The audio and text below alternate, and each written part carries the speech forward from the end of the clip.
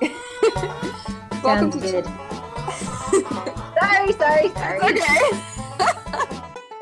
Welcome to Jill's of All Trades. I'm Cinnamon from YouTube channel Country Crafts and the website countrycraftswood.com.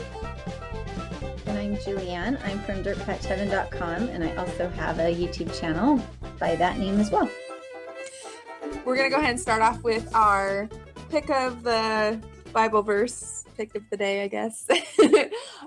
Mine actually is Luke 22:42, saying, Father, if thou be willing, remove this cup from me. Nevertheless, not my will, but thine be done. And the reason why I picked that one is because this past week we had, 4th of July get together where you're with family and everything. And being the youngest of 6 kids, all 6 of us were born in 8 years. So we're a very close-knit family. Just being around my family and stuff, there's a lot of nostalgia that goes around. And that was one of the first Bible verses I memorized. And the reason why I still remember it is because my sister Sheena told me that she would buy me an ice cream cone if I remembered it or if I memorized it. And so I worked on it so many times and still to this day, I can just recite it at the drop of a hat. And then as an adult thinking about it, it's anytime I'm getting off the phone with my mom and I'm talking to her, I'm like, well, I'll see you on Friday or whatever. She'll be like, Lord willing. And I'm like, yes, Lord willing. Because it's all according to his will, if he wills it to happen. So exactly. I have no power in it. It's not me. I can't say this is going to happen. It's only if it's according to his will.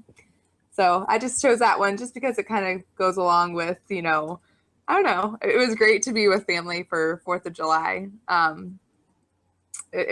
think we're going to be putting out a video about it because Derek did this whole firework display where he used PVC pipes and he lined it up and then he measures the wick. So it goes, so you light one end and then it just keeps going and then it'll shoot one off and then it'll burn a little wick and then shoot one off. So it's like a whole display. You don't have to sit there and keep lighting them off. So I love that. It's pretty cool. He's a genius, which I tell him all the time. And then he's like, just remember this when we're arguing.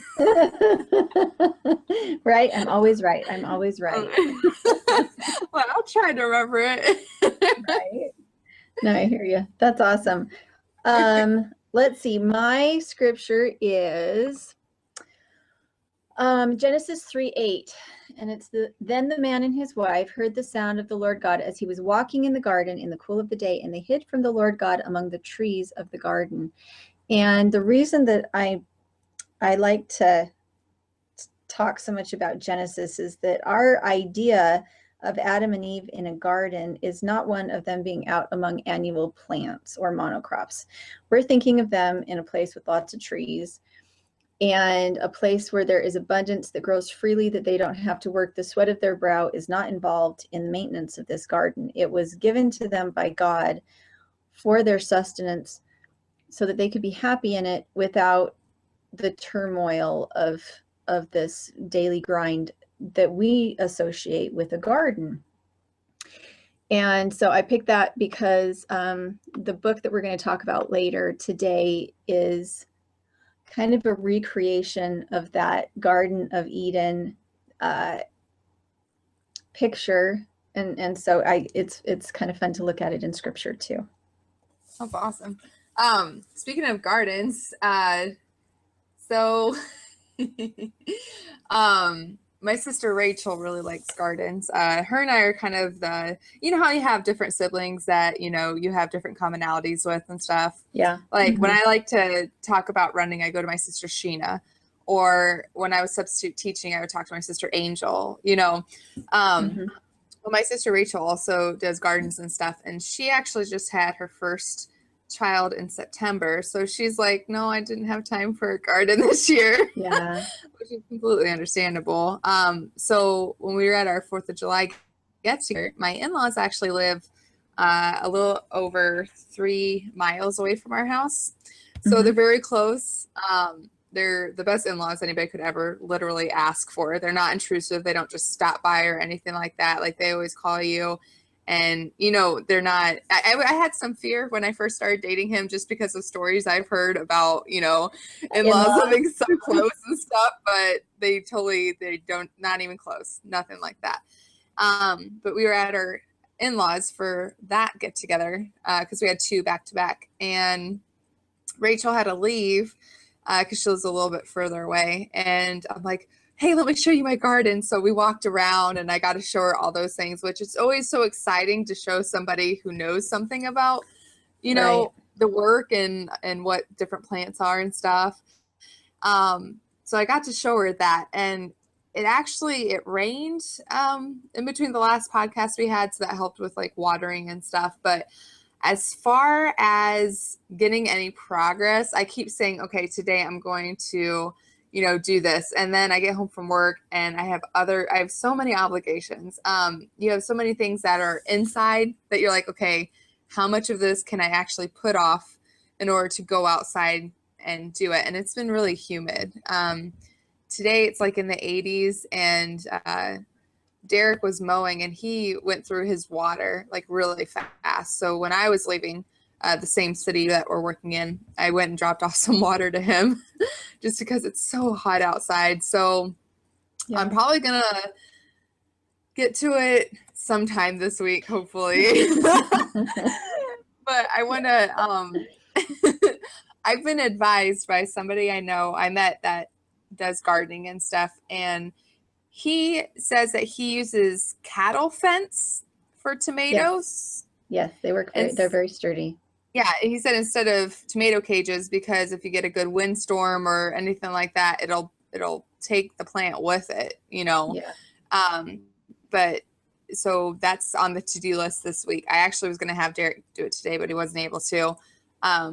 So getting that set up. I actually have some zucchinis that are coming in. They're starting I can actually see like some some of the quote fruit on it and stuff. Hooray! So I know it's really exciting. It is. But That's hugely exciting. I did actually send you a picture on the under part of the leaf of my radishes. There was these itty bitty tiny bugs, and I'm like, oh no.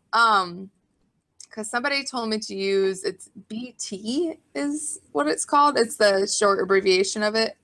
Have you ever heard of that? Yeah. Is that something good to use or not? I wouldn't. What is it? If I remember right, it's a pesticide. It's I don't think it's organic. Did they say it was organic? Yeah. I don't use any kind of pesticide on anything, even if it's organic, like the neem oil and stuff like that. Some people swear by it. Because anything that will hurt your bad bugs will also hurt your good bugs, even if it doesn't necessarily hurt people. Mm-hmm. And what I would do is I would do like a Google search of pests that bother cucumbers or whatever that leaf was, and I would find exactly what it is. Because a lot of times there's something you can do as far as like you can spray it down with water and it'll brush them off. I like to use holistic approaches whenever I can. For instance, we have grasshoppers in our greenhouse right now. Uh-oh. Pardon me, and some ants. And so I took my quail and put them back out in the greenhouse. That's awesome. Well, and so those are the kind of things that I watch for to be able to manage things, because it could be that, I don't know. I just really like to look at every other alternative that there is. Yeah. Sometimes you can put something like the diatomaceous earth that you got for your chickens. Mm-hmm. And a lot of times if you sprinkle that on leaves, it will kill, it'll kill things, and it won't hurt anything else in the environment.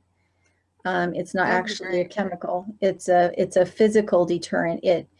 Diatomaceous earth is actually made up of little teeny tiny microscopic razor blades, which is why it has to be food grade, because the size of those razor blades is what makes it toxic to people. And that's why some of it is food grade and some of it isn't, is the size of those little razor blades. If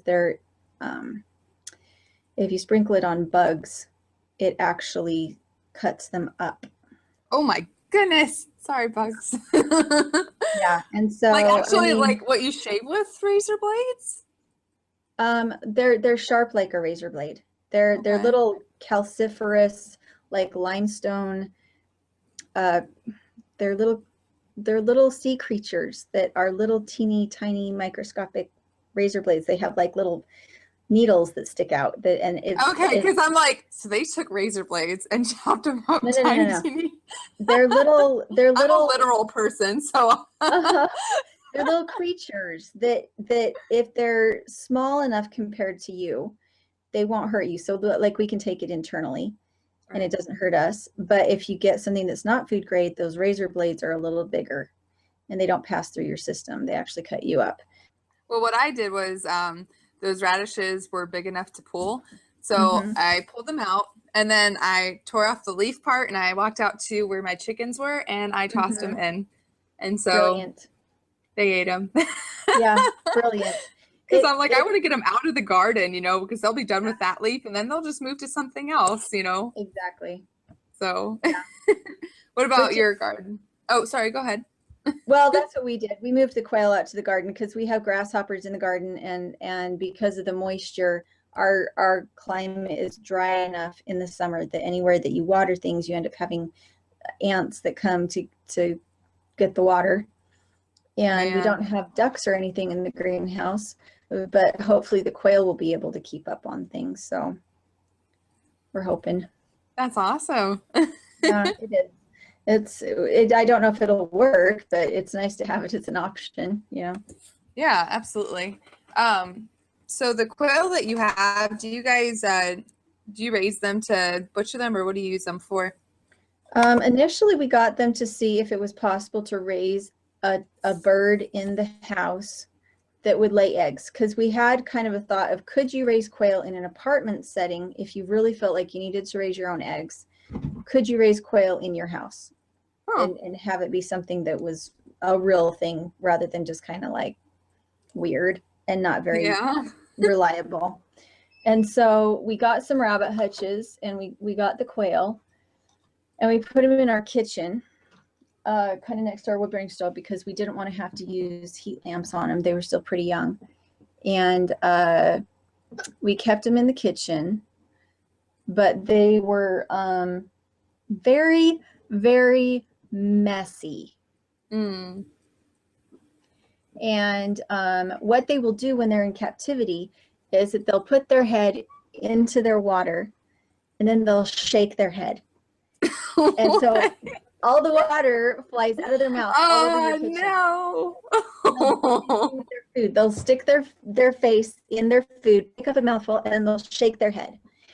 And so you end up with food all over the kitchen, and instead of them drinking their water, they're just shaking their head. And so you end up with like this mix of water and food and quail poop in the bottom of their cage and on your walls. And we found that when we put them out to be free in the greenhouse, they stopped doing that. So that was like their protest. It could have been. It could have been something that was like a nervous energy. They weren't really hungry. They just wanted to do something. And there's a lot of people like in like Africa and India that raise quail in very small hutches like that, so that the eggs roll down. They keep the cage slanted so the eggs roll down the cage and into a chute. And it's a very commercial system. And the quail get really ragged. And I don't know, I just have such a hard time not giving an animal something to play with, and not to have enough space to move around and hide.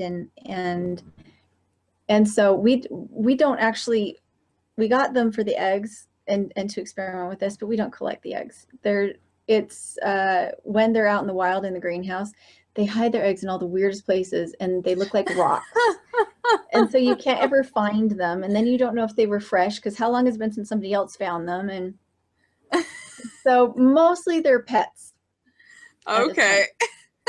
I was gonna ask how those eggs taste like in comparison to like other eggs. I don't even know what duck eggs taste like. Like, do they all taste the same or you haven't had any?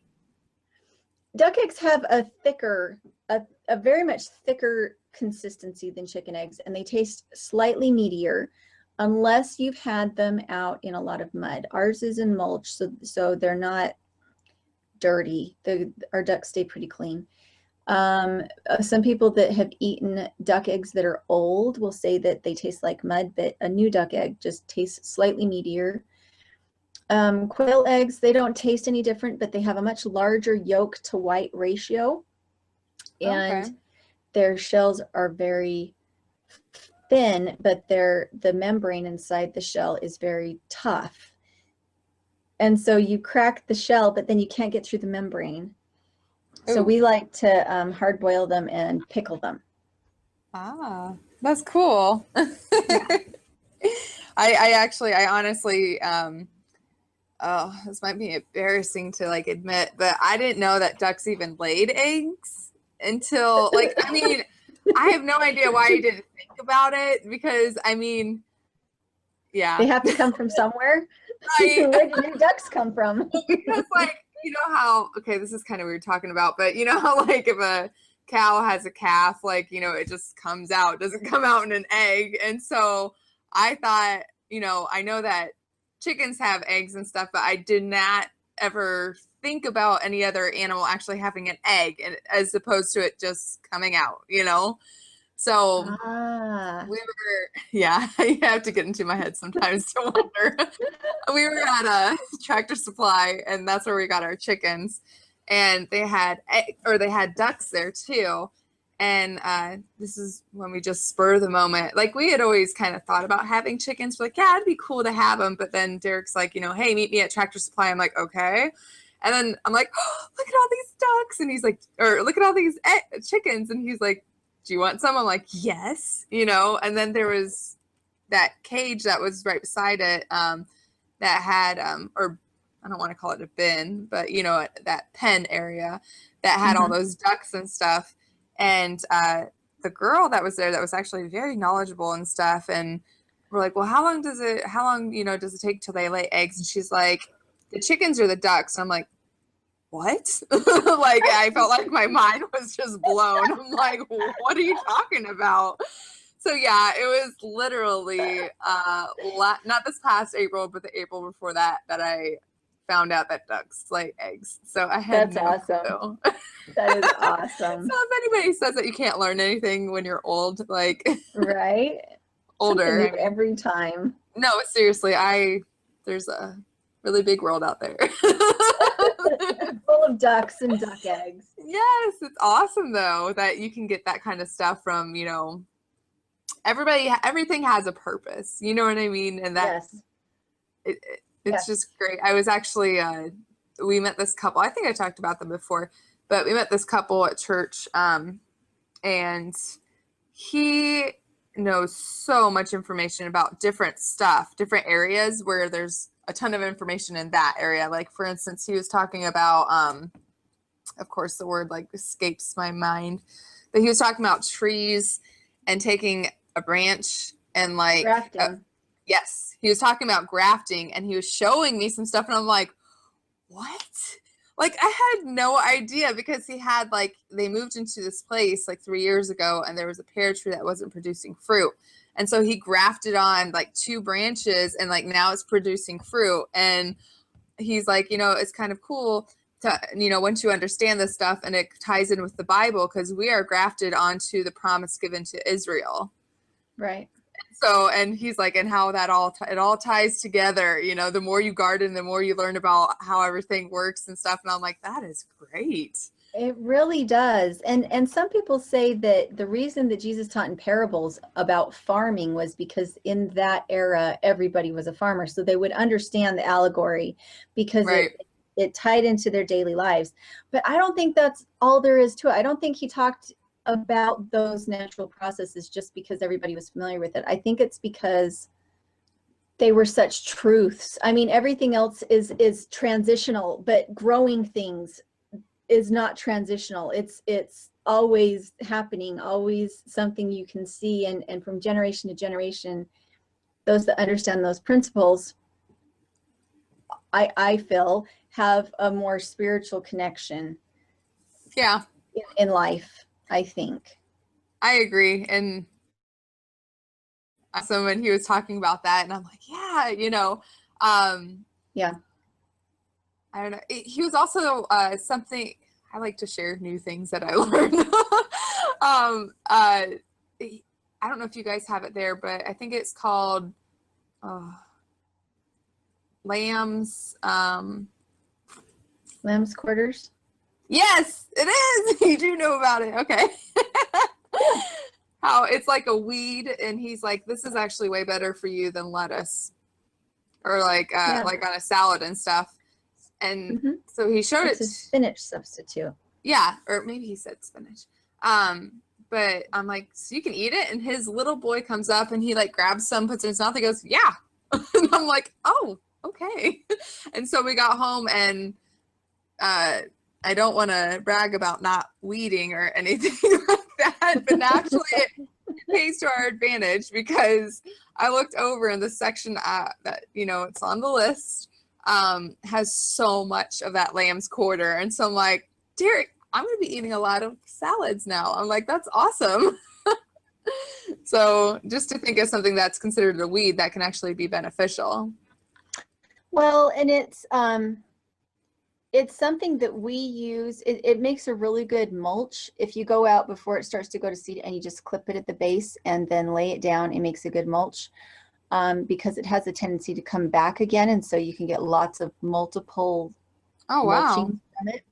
Yeah. But we feed it anywhere that we don't care about it being mulched. I will go and we will clip it for our rabbits, so that with those kind of weeds, they're not that hard to clip. You go up, they're pretty sturdy. It's not like they're like grass where they kind of try to lay down on you. They're pretty sturdy. And we go and we clip those and feed them to the rabbits, and they're a free source of food for nursing mama bunnies. That'd be great, actually, to give to the chickens too. Yeah, exactly. That's awesome. So there is this book that you wanted to talk about today. Yes.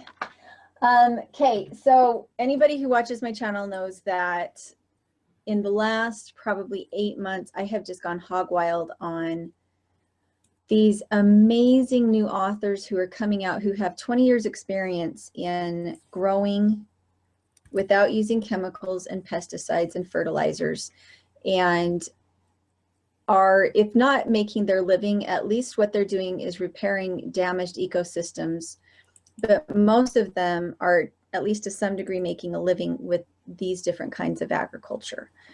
And so the book that took me the longest to buy, because it was the most expensive, and it's quite a thick book, and small type. I don't know if you can see that. It's probably reflecting, but it's quite small type for this kind of book. Yeah. A lot of times these kind of books, these organic gardening books, will come in with these bold prints, so it'll look like it's a really big book, but it's such bold print that you're not really getting that much.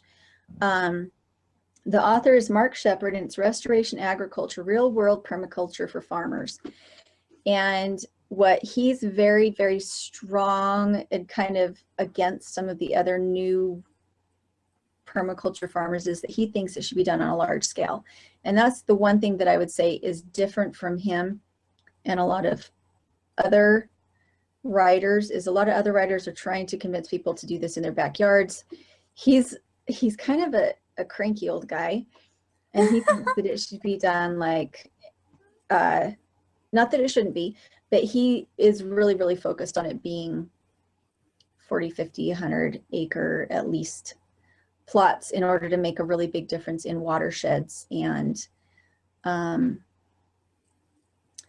local ecosystems. So let's see if I can find my notes on it, because I wanted to make sure that poor Cinnamon wasn't left without having any notes on it. Let's see if I can pull it up so that I remember what order I was going to talk about it. And okay, so before I start down my little list, were there any questions initially that you had, Cinnamon? No, I actually kind of wanted to just listen about it, and as I'm learning, because this is a completely different area. I mean, being a third summer gardener, like the first year, I just had the main thing that I was learning was how to weed Mhm. to get weeds out, and so I'm very baby stepping it. So this is a completely different area, and I've actually been the couple I was telling you about from church and stuff. They wanted me to watch that one video, Back to Eden, Uh-huh. or whatever. It was about soil type and getting my soil tested and all that. And so I feel like once I do that, I am like, not that I'm not already a true gardener, because I try. It's part of my summer and the months that I can do it and stuff. But I feel like I'm just moving way forward. Like once I get to that point and taking like the initiative and stuff. So I'm actually really excited to talk about this and I love to learn. So you just keep talking and I will ask a question whenever I can if I have Okay. one. Well, I am always excited about this because for a lot of years it was all very standardized and you felt like you were out there experimenting, but you didn't know anybody else who had experimented. You felt like you were going out on the end of a pier and getting ready to jump off with the way that you gardened or with the way that you were planning your property, but you didn't have any proof it was going to work because nobody else had done it. But now 20 years later, everybody else that started at the same time you did is saying, hey, it worked. It worked. It's a leap of faith, but it worked. It was worth it. And so just in probably the last 5 years, these books have just come out of the woodworks. Some other really amazing ones are Permaculture by Sepp Holzer. That one is amazing. He was probably the first one that did it on a really large scale. And what it is it's talking, all of these people that are in this permaculture world are talking about taking systems that have been degraded and saying, hey, the reason why we have this runoff, where we have this major flooding, and then these droughts, is that we have changed our landscape so much and we've clear cut trees so that the roots don't, in a forest, it's the roots of the trees that hold the moisture into the ground so that it can then percolate down the hill down to the farmer, so they have a water table. Mm-hmm. And if you clear cut trees, then the leaves don't fall on the floor of the forest anymore, and so it doesn't keep the forest covered, and thus when wind comes through, it can just blow all of that topsoil and all of the leaf litter and everything blows away. So all you have is packed soil. Packed soil doesn't absorb water. Packed soil and clay soil, I mean, a water drop hits it and it just splashes. It doesn't stay and soak. What absorbs water is carbon-rich leaf litter and straw and grass and dead vegetation, old vegetation from previous years is what absorbs water. And so what he has done, what a lot of these people have done, but he has some really good examples of it in here, is that he lives in an area that gets a lot of rainfall. And it's not as applicable to my area because we don't have a lot of rainfall, but in an area that gets a reasonable amount of rainfall, what you need is a catch system that will slow the water down enough that it can sit and percolate. And so what his method is, and what a lot of these permaculture people do, is that they have terraces or terraces or swales, but they contour the land in such a way that the water has to move through their property slowly and gets a chance to sink in, with a series of ponds along the way, moving down the hill, so that instead of water rushing down the hill, it has to meander, just like a normal old school river would have to meander to get to where it was going. Right. They've done that on their property. And it's part of, so they're turning their property into a natural system that will catch its own water so they don't have to irrigate later in the year. And it's smart. It's smart. And you'd think it would kind of be a no-brainer, but for a lot of us, we grew up without knowing what a natural system would do or why it was working the way that it is. We have dams set in place now. We don't have natural river systems the way that we used to. We've straightened everything out to make it more efficient for having for instance, steamboat travel on, or for railroads to, we've actually moved rivers out of the places they were supposed to, and most of them, they tried to make them straight. And when a river isn't allowed to meander, that water is like a sluice gate, and it just goes down and it causes erosion. Right.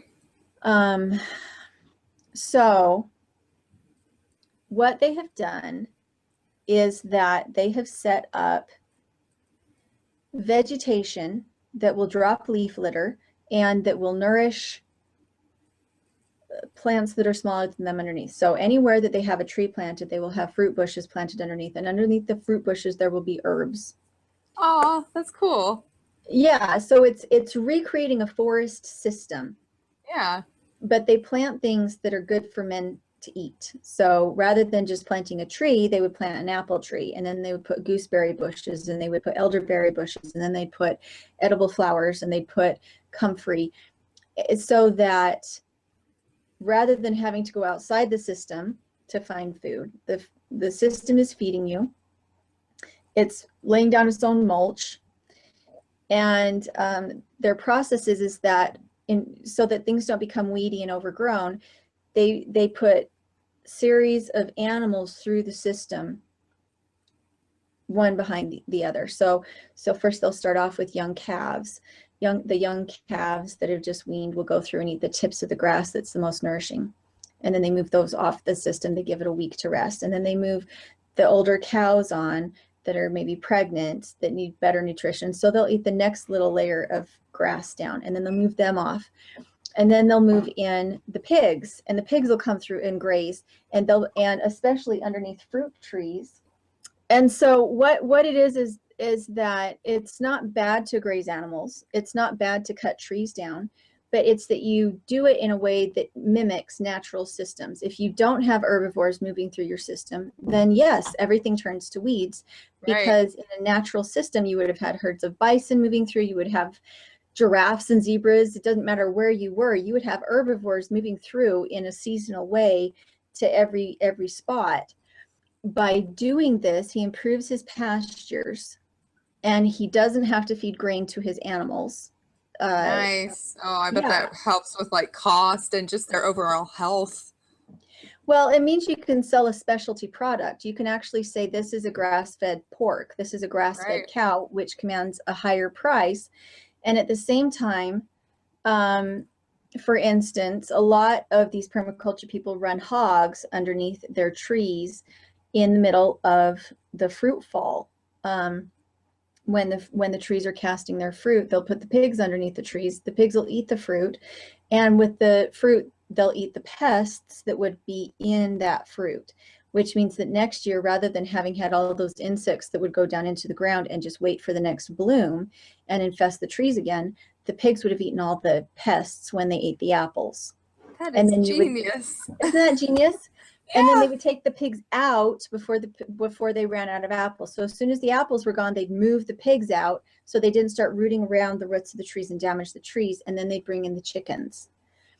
And the chickens would come in and scratch up all the dung from the pigs and eat all the larvae from the pigs, because the bugs in the apples would have passed through the pigs.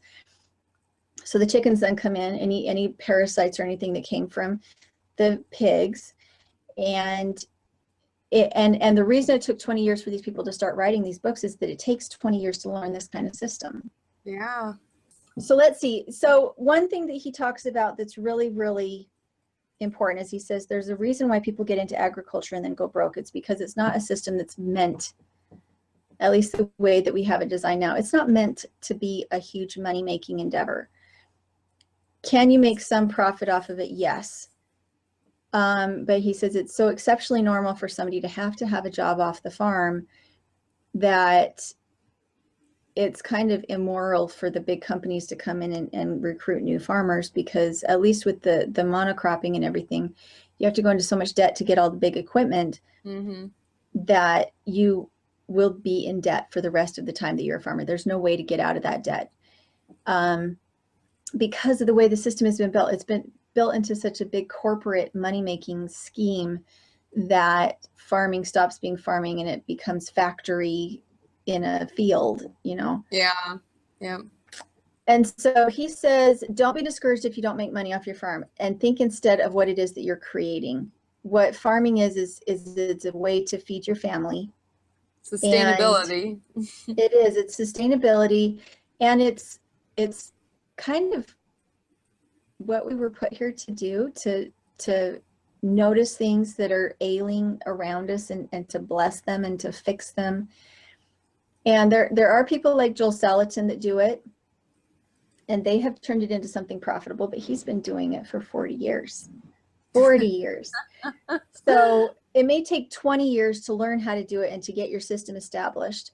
But then as far as your money-making potential, probably at your 30-year mark is when you start to have your real money-making potential, because that's when your system matures and you have enough products coming off of it. But it would be an amazing thing to hand to a child of yours or to a grandchild who understands it and cares about it, because you really would be handing them the world. Yeah. You know? Definitely not for the faint of heart, that's for sure. Well, and the way that I look at it is, you know, I could be putting all this money into landscaping with other things, you know, things that don't produce food for my family. There's people out there that spend thousands of dollars on landscaping and hundreds of dollars a year on herbicide and pesticides to make their grass green. And they hire somebody to come in and do all this, and then they're still buying their groceries at the grocery store to the tune of $200 a week. And so you can either put the money and the time into building this infrastructure for yourself, or you can, for the rest, you know, it means in 20 years you'll have an established food forest, or in 20 years you could still be paying $200 a week for your groceries, and who knows what kind of new pesticide and herbicide they would be putting on it in 20 years. And this means that there's a quote that says, so you could plant a tree and have fruit from it in 10 years, or you could not plant a tree. But either way, 10 years is going to happen. That 10-year mark will be here. Either you can have a tree with fruit on it, or you cannot have a tree with fruit on it, but that 10-year point will get here. Let's see. One of the things that a lot of these people do is that they have their tree systems, and then sometimes they'll have avenues between the tree systems where they will plant their annual crops in a space where they've heavily mulched, and in a space where they know that there's enough water in the soil to keep them alive. So they'll plant their pepper plants and their squash close to a set of trees. It's called a guild. It'll be your big tree, large bushes, small bushes, herbs, and that's called a guild because they all feed each other. Okay. And he'll plant his annual plants in there with them because he knows that the soil there is good, because he has things like comfrey and clover and lupin, all these things that are nitrogen fixers in the soil. They're already in place. He might as well throw in a couple pepper seeds and squash seeds. And so rather than having row gardens, they just have these annual gardens that kind of spread out from the base of these guilds, so that there's annual food to pick, but you never had to have bare soil, because when you have bare soil, that's when your weeds come in. Bare soil is the purpose of primary invaders, which would be things like your lamb's quarters, is to come in and cover bare soil. That is their job. They come in and they cover the soil so it's not getting baked by the sun, and to hold moisture in. And if you change your soil in any way, you'll notice that different weeds will start to come in. Not the same weeds as what first came in.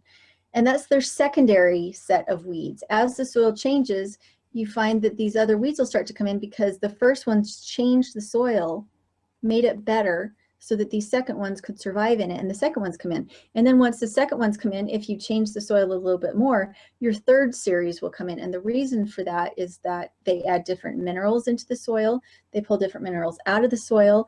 They've shaded it so that, and they've broken the dirt up enough that these others can get their roots in. So if you don't want these weeds, cover the ground.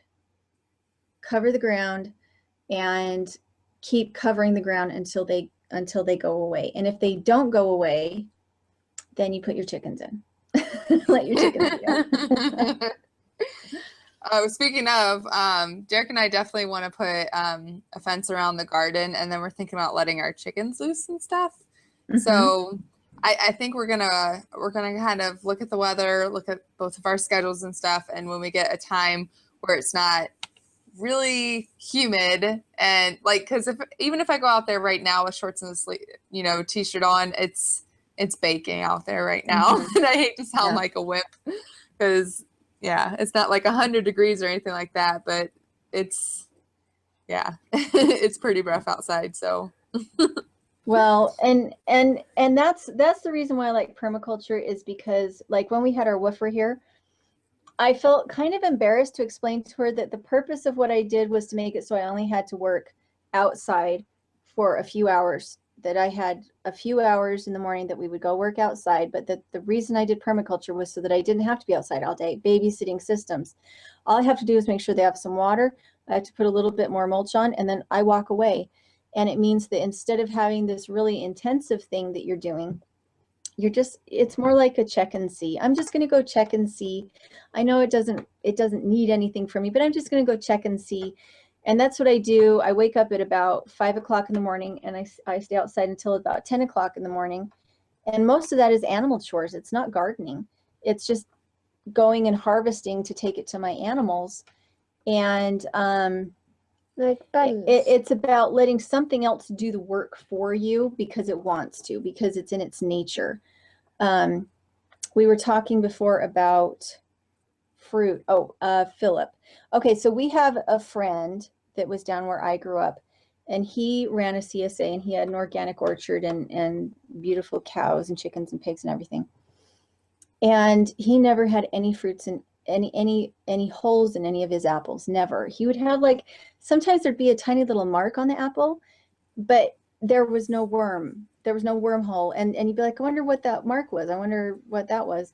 And one time we went to go pick fruit in his orchard, and what it was is that we watched it happen a couple times where there'd be a hole in an apple, and you'd watch, and a ladybug would crawl into that hole and come crawling back out backwards, hauling out an apple grub, a bug, because he had so many ladybugs in his orchard that nothing out there could keep up with the ladybugs. And so what would happen is the ladybug would pull this bug out and eat it, and then the apple would heal itself up from the hole. what? It was amazing. It was amazing. That's None of his awesome. apples ever had holes. And he would keep cows grazing in his fruit orchard. And what they would do is they would eat all the fruit off the ground, and they would leave manure. They would eat the grass, because fruit trees will have a taproot, but all their sugar roots, the roots that pull nutrition for the fruit itself, are all very, very shallow, and they compete with grass roots. And so to have the cows going through the orchard and eating all the grass out from underneath the trees meant that the trees got fertilizer, but they also were freed up from the competition of those grass roots. Wow. And so it was him stacking functions of saying, what wants to do what I need to have happen, rather than using a pesticide or an herbicide to fix this for me. Is there an animal that would want to do exactly what I need to have happen in my orchard? That is just great. Like, God, Yeah. really. I mean, I don't know why I sound shocked. I shouldn't sound shocked, but literally for every single avenue of our life, he provides Mm-hmm. so that we don't have to have any kind of area where we depend on man or our own strength to do stuff. Like, Mm-hmm. he providing those cows to do, man, that is just amazing. I'm so glad that other people do this kind of stuff. So then because you can't think of everything, you know what I mean? So everybody can shine in their own different areas. Yeah, it's why having them write the books was such a blessing, is because it took him 20 years. I'd rather learn it in the 2 weeks it takes me to read the book. Right. But what it is it turns into the power of observation. You could never put full-size cows. You could never put cows in a young fruit orchard ever. They would eat the trees. Right. And so what you would do is you think, okay, what animal doesn't want to eat trees but likes to eat grass? Ducks and geese. Ducks and Yeah. geese, they like to eat that kind of thing. And so as long as I protect the roots somewhat from the ducks and geese eating the actual roots of the fruit trees, they will keep the grass down until the apple tree is mature enough and the bark is thick enough and it's tall enough that the cow can't get their head up into the branches of the tree and eat the branches and eat the leaves. Then when the tree's tall enough, then only the fruit that drops onto the ground is eaten by the cow, not the bark, not the branches, not the leaves. And so it's about observation and a little bit of a background in animals and their behavior patterns. And then in the winter you put the geese in the freezer, or in the spring you put the cow in the freezer and you start over.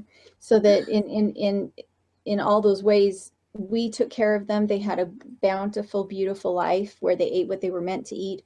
And then once their usefulness is gone, we eat them, Right. and we start over. This is my question. How would you protect like the roots and stuff from like the ducks? I created tomato cages out of old fencing.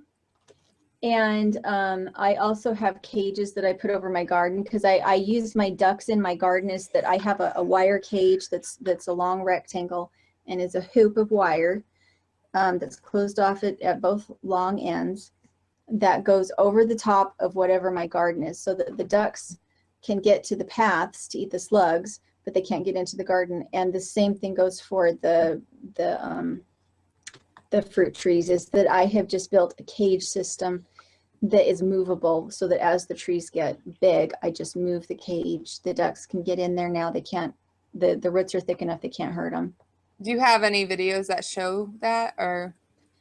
I do in an informal way. I have shots of my garden where you can see the duck cages, and I mentioned, oh, and there's my duck cage. I've made videos showing how to make the duck cages, but I haven't edited them yet, and I can't find them. I don't want to remake them.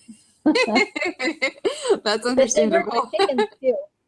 Before we had ducks, I used the what is now the duck cage. I used them for my chickens to keep the chickens from scratching things up. And they're like on a hinge on the ground. You just tip them up and prop them up with a stick while you're working in them. And then the ducks and the chickens can go and eat all the weeds in your pathways. Works really well.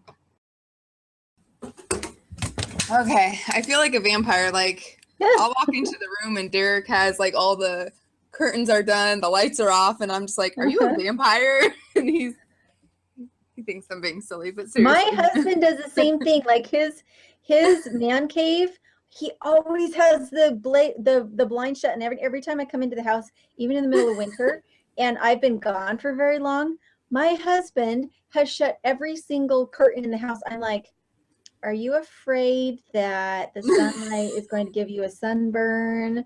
Or is it just that you don't like the sunlight, which is... I love, I will, if Derek was totally cool with it, I would open every window, every blind all the time and get as much sunlight in here as possible. I don't know, I love it. But he does get migraines a lot, so I think that has to do with it too, John gets headaches too, so maybe that is the commonality. There's someone who's headache prone. That makes sense. Yeah. So you can find us on sorry, take two. So you can find us on Facebook, Instagram, and on the internet, all at Jills of All Trades Podcast. If you're going on the website, it's .com. We also have a YouTube channel. It's Jills of All Trades Podcast. I think it is. I have to ask Derek. I know. I always get confused about that one. I know it's jillsofalltradespodcast.com, but I think, isn't it just Jills of All Trades on iTunes? No. Yeah, the podcast is called Jills of All Trades, but I know it's Jills of All Trades Podcast for like Instagram, Facebook, and for the website. But I don't know, because he just set up the YouTube channel because he's also putting it like our shows on there. So it doesn't have any video on it, but if YouTube is more convenient for them, then they can go to the channel and listen to the thing. Okay. Sorry, Derek, you're gonna have to help edit it correctly. So it's either, yeah, I'll figure it out. We'll put it in the description of this. So Right. so yeah, you can find all that. And then we're within the next week, hopefully, we're going to be getting all of our ebooks on. And then anything that we mention in the podcast, we'll go ahead and have a link where you guys can look it up if you'd like to purchase it. What again is this book called? If you want to. It's called Restoration Agriculture, Real World Permaculture for Farmers, and it's by Mark Shepard, and I think it's Chelsea. Is it Chelsea Green? It is, or is it Acres? I don't remember. Usually these books are published by Chelsea Green, but I don't think this one was. Yeah, so it's just Mark Shepard with 1 P. Okay, and we'll have that on the store that we're going to have so that you guys can click on that and order if you'd like. So if you would like to interact with Julie or myself, you can go on. We both have different social media. Our YouTube channel, me and Derek's YouTube channel, is Country Crafts. And then our website is countrycraftswood.com. And we're also on Instagram as Country Crafts. And Derek does all that stuff, and he's very funny. So I never know what he's going to put up there. It's always definitely a surprise. So Julie, where can they reach you? I have a website that's stirpatchheaven.com. That is the easiest place to get a hold of me. Our business email is dirtpatcheaven@gmail.com. All right, and I did not think of an exiting slogan. Do you think of anything, Julianne, on the spot?